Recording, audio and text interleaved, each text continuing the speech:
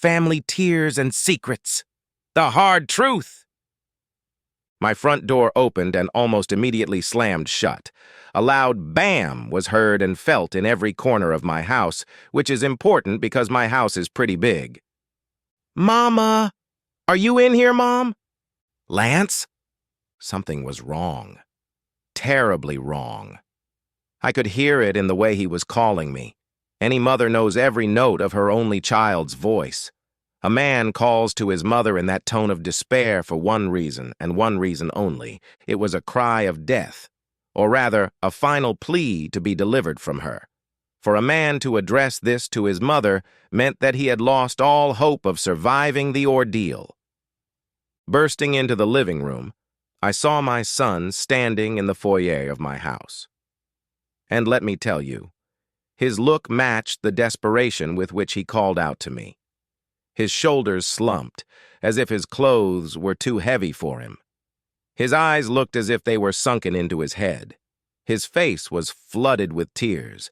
He looked like death was looming over him. "Lance? What's wrong?" "Mom," he said, this time in a voice so quiet you could barely hear him. We walked toward each other, and I hugged him tightly, just like I had when he was younger.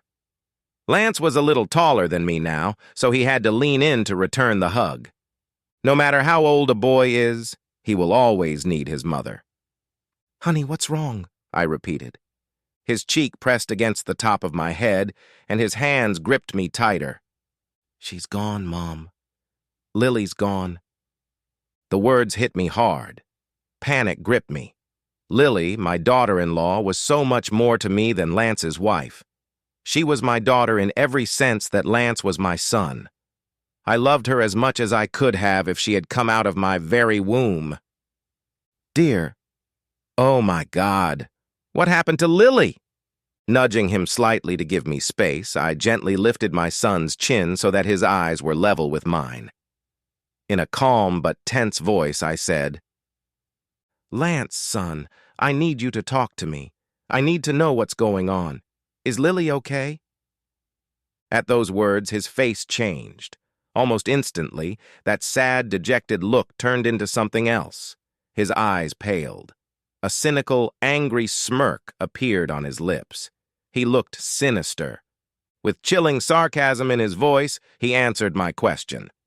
"Lily's doing great, Mom. You don't have to worry about her. She's just living her best life with Randall right now." "Ah?" Seeing my confusion, he laughed out loud. It wasn't a cheerful laugh. It was more like laughing to keep from crying. "Oh, she didn't tell you?"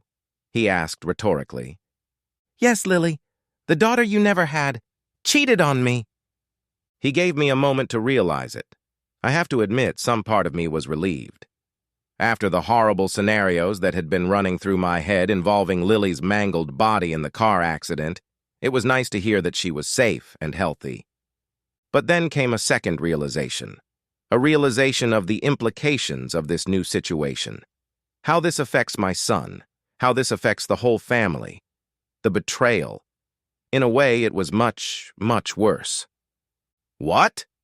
"Oh, yes," he said, clapping his hands theatrically at the look of shock on my face. With dramatic humor in his voice, he continued. Lily had been in a second relationship for 6 months. He laughed once more, stepping away from me. He headed for the kitchen, no doubt about to pour himself something stronger. I followed him, my feet moving like I was walking on mud. As I entered the kitchen, I saw that my prediction had proved correct. He'd already taken the whiskey, only he hadn't even bothered to grab a glass. He was sipping straight from the bottle. I gently snatched the bottle from his hands without saying a word. I went to the locker and took out 2 glasses and poured a little into both of them. Then I slid one over to him. He picked up his glass, took 1 gulp of whiskey, and beckoned to me, like a bartender demanding more. I poured him another, this time allowing myself to ask one of the questions that had been burning in my head. "Who was Randall?" Swallowing it like he did the first time, he answered caustically, "Randall is the guy my favorite wife made love to behind my back." I cringed at his crude language. I'm no prude, and I'm sure my son's vocabulary isn't always up to par in English when he's out of earshot of his mother, but I'll never get used to hearing my son swear, especially when it comes to his wife. However, he caught my face, and for some reason he was a little offended. "I'm sorry, Mom. Should I have said something less offensive?" I could only roll my eyes at my son and remember that it was his pain that spoke. However, I refrained from pouring him another. I guessed he was her affair partner. I meant, who was he to her before she cheated? Her coworker? Her friend? A stranger from the internet? His face became sad again. He shrugged lifelessly. What did it matter? Upon reflection, I agreed. No, I guess it doesn't. I took a sip this time, but only because the silence between our words was uncomfortable. After a moment, I asked, "Does she love him?" He turned away from me, as if he didn't want me to see the tear that rolled out of the corner of his eye and rolled down his cheek. With a slight nod, he answered my question. There was silence again. I knew Lance wanted me to pour him another, but I didn't need him to get drunk. Situations like this require a clear head. Consuming alcohol temporarily dulls the pain, but that reprieve only makes the drinker capable of doing more damage. I knew that. I was in a similar situation years ago. Tell me everything. Randall was the guy she worked with. Typical. They were involved in a project together 2 years ago. He remembered the time frame because that was when she had to go out of town for a week. She'd never mentioned Randall, which in itself was a red flag that Lance hadn't even realized existed. He just remembered that something was a little off with her when she came back. Nothing major, she was just a little more detached. There had been no love on that trip. The two of them just hung out. As friends, no harm done, no foul. That's right. As if making love was the only threat to a marriage. Over the next year and a half, their connection grew. At that point, they were still co-workers, nothing more than work friends. But that seed had been planted, and it was watered daily. Pretty soon, their comfort and familiarity blurred the lines. Team-building lunch breaks turned into lunch for two. After work, after drinks with co-workers, the two of them would head to the bar to relax. Lance never noticed it. He didn't see his wife slipping away from him, getting closer to another man. Their marriage faced a predictable problem, as most marriages do. They had less love, less communication, less time for each other. But even during that, they hardly ever argued. They just existed, floated around each other like a typical busy married couple. Lance said there were no signs, but I knew that was a lie. Men rarely notice the blinding neon light of an unhappy wife until it's too late. Still, I couldn't blame him. She should have let me know if she was unhappy with my son. What kind of man does that to the spouse he claims to love? The pain on Lance's face chilled my love for Lily. As he told his story, I watched the shards of his heart shatter on the ground. The first time he noticed something was wrong was when he walked in and found her crying. He thought something bad had happened at work, but he was wrong. It was exactly the opposite. Something wonderful had happened at work, even though it was the worst thing that could have happened. She and this Randall guy had kissed for the first time, passionately. One of those kisses that makes you question everything. It was perfect in all the wrong ways. It was 6 months ago when the affair began. At least that's what Lance considered the beginning. But I knew better. The affair had really started 2 years ago during that work trip. That's when this ending became inevitable. A mutual attraction they pretend not to feel for each other. A secret nugget in the back of their minds as they secretly wondered what the other looked like, naked. That kiss was just a small sprout sprouting from the dirt.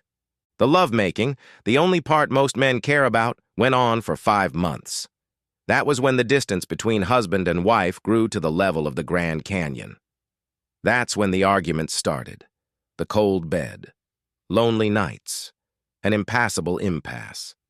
And then, today happened. He came home from work and saw her packing her things. We just drifted apart. Everything between us had changed. We haven't had a connection for a while. You must have sensed that. That was her explanation. 6 years of marriage dissolved in one day. Of course, she made it sound like she was doing him a favor. It wasn't fair to him to make her live that lie. He needed to be free to find a woman who would love him with all her heart. He was such an amazing guy, it would really be a disservice to keep him trapped in this loveless marriage. Blah, blah, blah. She is such a saint, this sister-in-law of mine. So, what are you going to do? I asked him when his words fell silent. He shrugged, and then his shoulders slumped. I don't know. His retelling of the events that led up to today bored him. He looked like he'd been fighting all day. All I could do was hug him lovingly one more time. There is no greater feeling of helplessness than that of a mother looking at a suffering child. There was nothing I could do to free him from that. No amount of money or love on my part could help him. He was truly alone in this. I hated Lily for that. As much as I loved her, I hated her. Lance didn't deserve this. How could a woman do this to the man she claimed to love? Lily is dead to me. I whispered to him as we hugged, putting meaning into every word. I wanted my son to know I was on his side.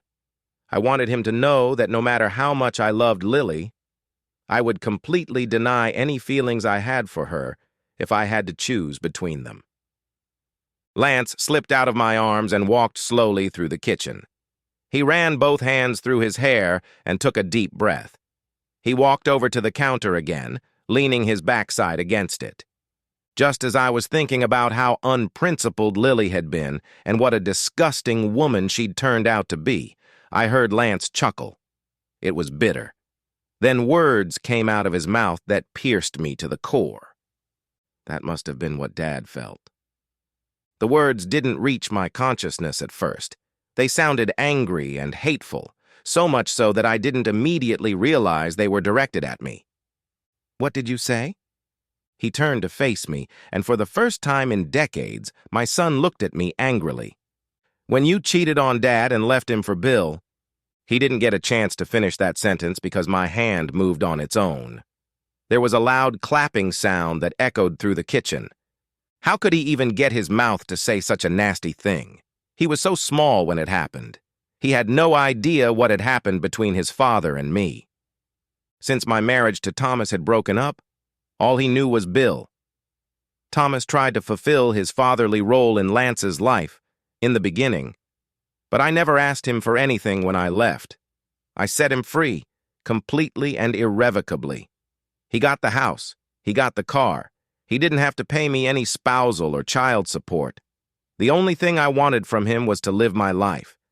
In the end, he gave me that. He disappeared and left Lance and I to live happily with Bill. As much as it was killing him, he did me that favor. In return, I did the same for him. I thought that was the best way to do things, the best way to give all of us a fresh start. Me, Lance, and Bill had a chance to be a family. Thomas had to move on with no financial ties to his previous life. Sure, it was painful at the time, but I felt that a complete breakup would heal much better than the endless drama with Daddy and the lawlessness of an ex-husband.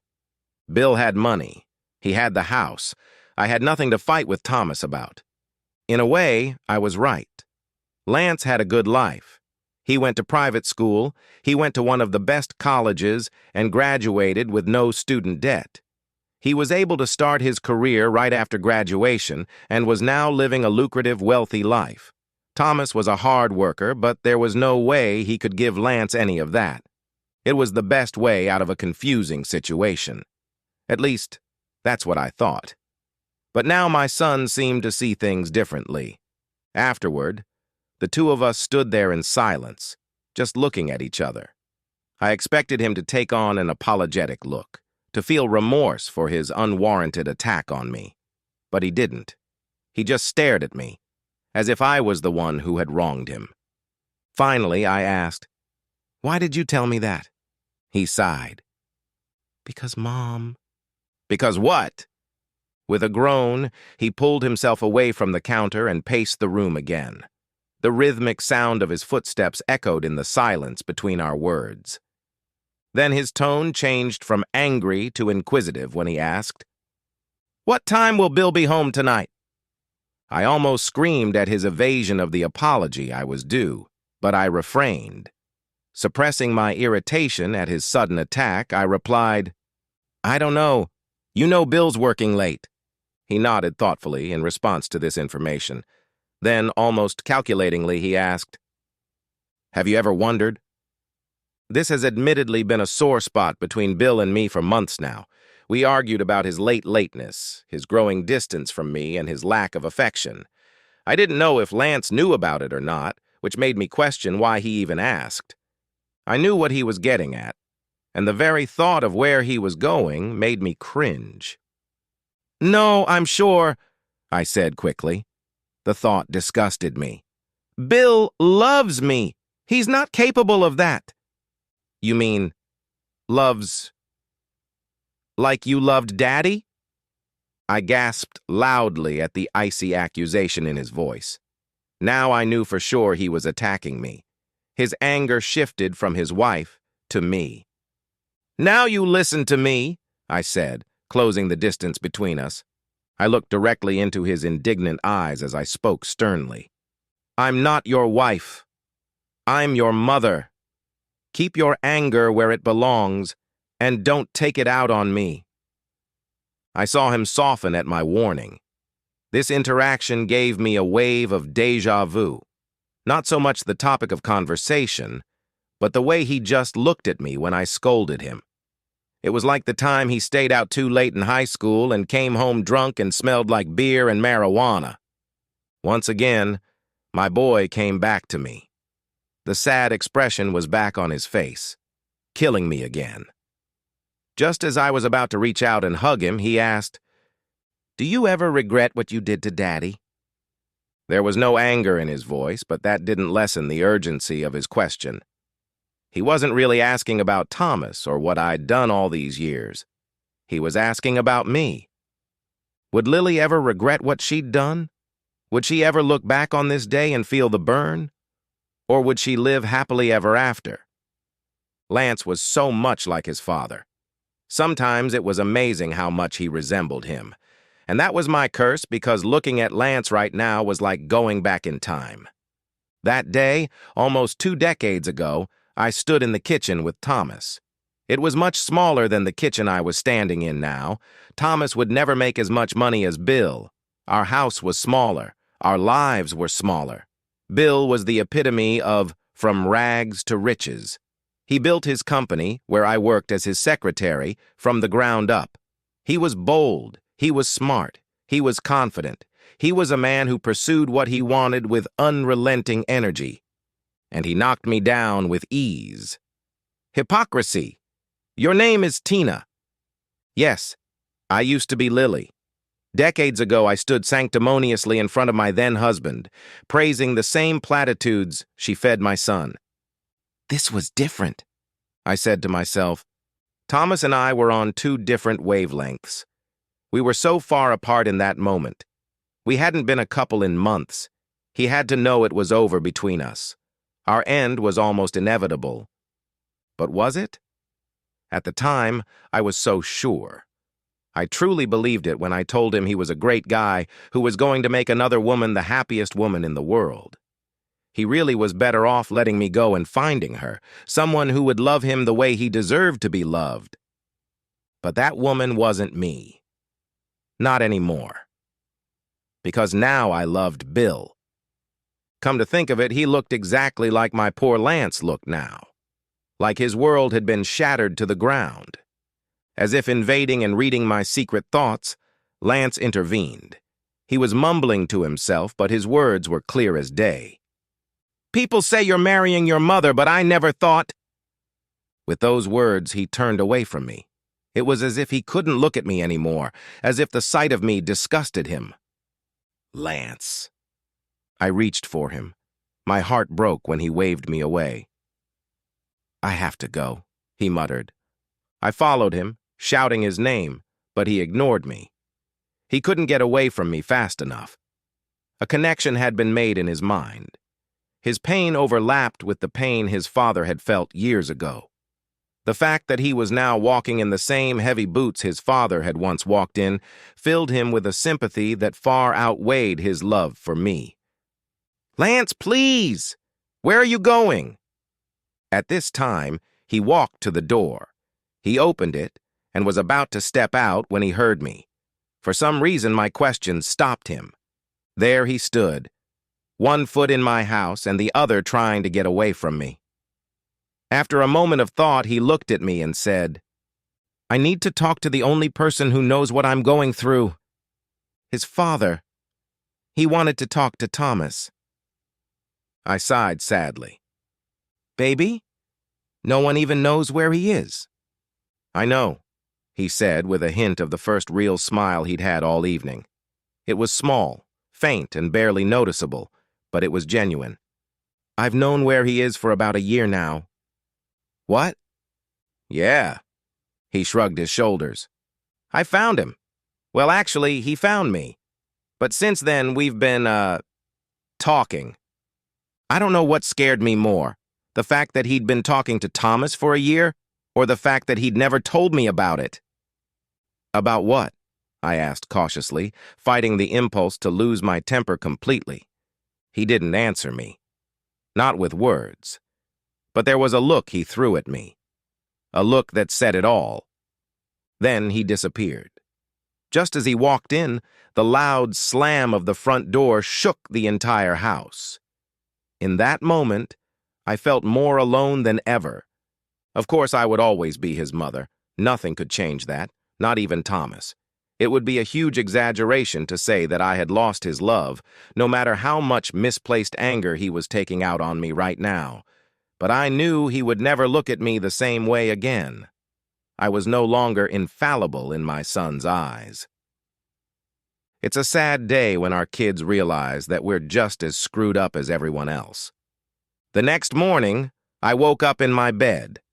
I was curled up in a fetal position, fully dressed from the night before. Next to me lay my cell phone, only 15% charged. I had spent several hours during the night frantically calling. I called Lance, but no one answered. I called Bill, but no one answered. I even called my ex-husband Thomas, but again, I got no answer. None of the men in my life wanted to talk to me. I sensed the state of my devastated, crying face before I even looked at my reflection in the mirror. I was a pitiful sight. I had once had two men in love with me, vying for my affection. Now I couldn't even reach my husband. With a sad sigh, I splashed water on my face before going downstairs to make coffee. It hadn't escaped my attention that Bill hadn't slept in our bed. After searching our ridiculously huge house, his presence was not felt in any room. Last night he didn't come home at all. This had been happening more and more often lately. An hour later, the front door opened. I quickly rushed into the living room and found my husband standing in the foyer. "Bill," I said, relief filling my voice. That's right. My anger at him dissipated immediately. I needed him. And he was here. I needed to feel his arms around me. I needed to feel his love for me. Since the mirror of my soul had shown so much ugliness in the last 12 hours, I needed to see the eyes of love. I crashed into his body and wrapped myself around him, pressing my cheek against his chest. Just before I could breathe a sigh of relief, I noticed his arms weren't around me. "Honey, please. I need you to hold me." I expected to feel him, but still, his arms remained slumped at his sides listlessly. Confused, I relaxed and looked up at him from below. He took a deep breath. It was almost as if he regretted being here, in this room, with me. As if circumstances had forced him into this unfortunate position. My heart stopped. I knew that look. I knew that look all too well, because it was the exact same look I'd bestowed on the man almost 2 decades ago. "Tina," he said. my name flying off his lips like he was trying to soften the blow. No! But please, no! Tears streamed down my face. Bill, I said, practically begging him. Honey, please, hold me. Tina, we need to talk. The end!